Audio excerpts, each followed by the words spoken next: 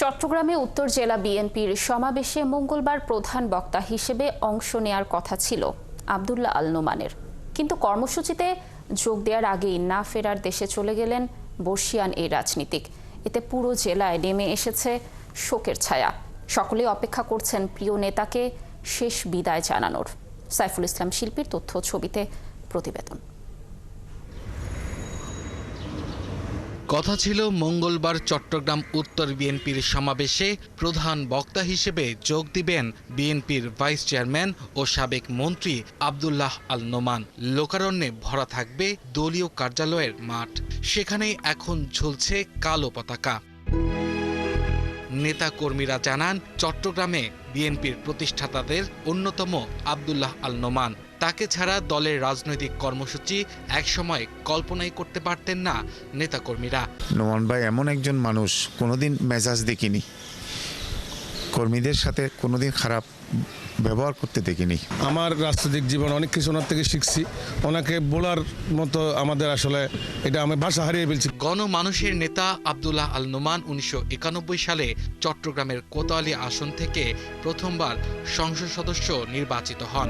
ওই সময় তিনি মৎস্য ও প্রাণী সম্পদ মন্ত্রীর দায়িত্ব পান।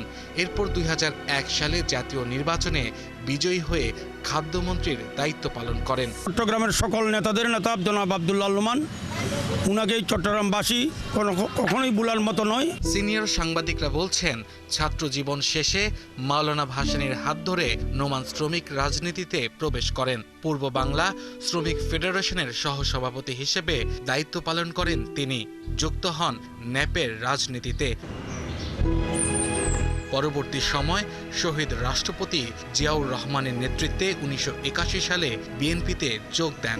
এরপর থেকে তিনি বিএনপির কেন্দ্রীয় নেতৃত্বে গুরুত্বপূর্ণ ভূমিকা পালন করেন। দীর্ঘ পথ চলায় তার মতো একজন অমায়িক ব্যক্তিত্ব, অমায়িক রাজনীতিবিদ, যিনি চট্টগ্রামের জননন্দিত একজন নেতা, যিনি মূল্যায়িত। আমি এই বয়সে এখন বলতে বাধ্য হচ্ছি, যিনি মূল্যায়িত নেই শেষ বয়সে এসে।